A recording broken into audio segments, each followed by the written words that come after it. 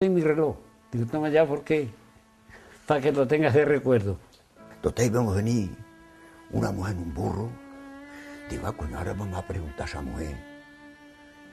Ya era de día claro, bien claro. Y ya de Valverde de Llerena, como ya sabían ya lo que había pasado en las sierras esas, pues venían algunos a caballo, pues si tenían que coger una persona que viniera cansado, con algún tiro que lo hubieran dado y viniera herido, en fin, ya pasaron. Y vamos, nos pasamos mucho pasamos para allá, mucho. Y ya nos juntamos en Valverde de Llerena y dice, chacho, vámonos a Zuaga. Bueno, pues aquel mismo día ha pasado un tren ya para Madrid, pero un tren de mercancía, pero cargado de... Allí nos juntamos 2.000 o 3.000 personas.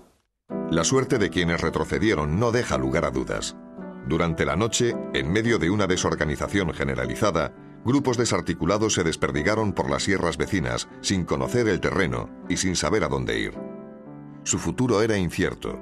Si regresaban a su pueblo, en la mayoría de los casos les esperaba la muerte.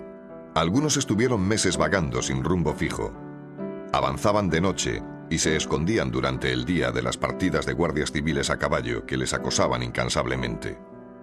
Como resultado de continuas refriegas, muchos perdieron la vida y otros cayeron presos.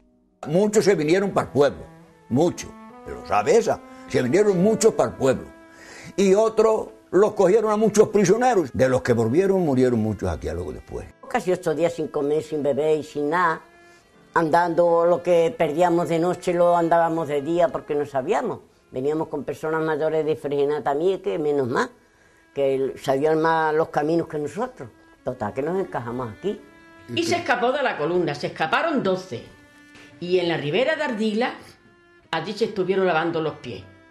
Y entonces desde el castillo, por lo visto que lo vio la Guardia Civil y el Falange.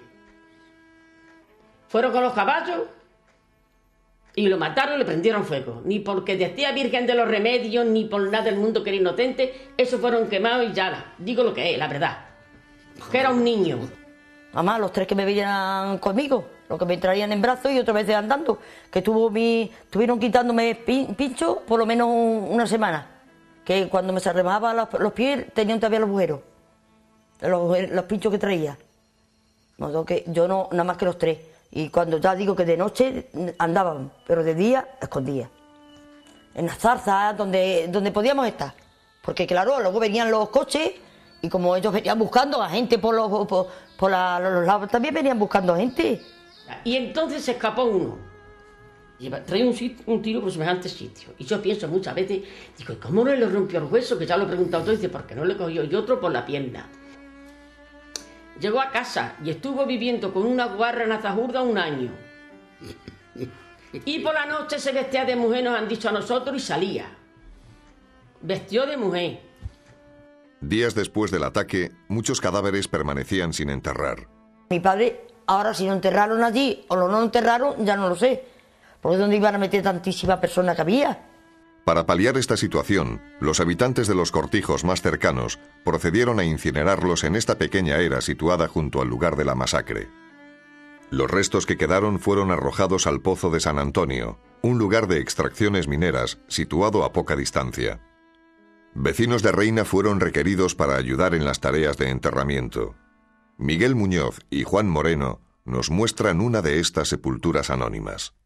Uno aquí y 7 ahí en el valle, en el pueblo, los del pueblo, venga, vamos a enterrar. El que esté aquí en el pueblo, fulano, vamos a día esto, vamos a día lo otro. Voluntarios y forzosos de todas maneras vinieron. El que no quiso venir voluntario, pues tenía que venir forzoso. Otro vestigio de la tragedia es esta encina situada junto a la senda. 2 cruces permanecen grabadas en su tronco. A sus pies yacen 2 cadáveres sin identificar. A la mañana siguiente de la tragedia se produjo un hecho importante y extraño. El capitán Gabriel Tasara y algunos falangistas consiguen hacer un gran número de prisioneros sin usar medios violentos. Disfrazado de miliciano y utilizando una bandera republicana y un megáfono, consiguió hacerles creer que era de los suyos.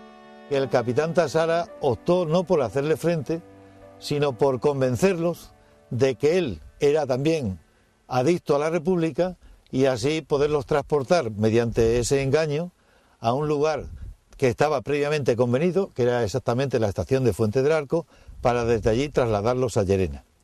En el lugar en el que nos encontramos, este primer bloque o grupo de la columna estuvo haciendo un descanso obligado, y al final de ese descanso obligado es cuando el capitán Tasara le descubrió a la columna que en una casa que se ve allá al fondo se encontraban también efectivos del Ejército Popular de la República. En realidad eran falangistas disfrazados que iban a ayudarlo a él, que lo estaban ayudando a él, según les dijo, a hacer un servicio de vigilancia aquí en la zona para evitar el que algunos elementos fascistas pudiesen atacar o producir acciones que eran contrarias a lo que en realidad se estaba pretendiendo.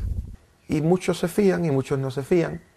Muchos de los que se fiaron, entre comillas, es que no podían seguir ya más adelante y se encomendaron al destino. Dijeron, venga, ya no podemos más, ¿no? Y sea lo que sea.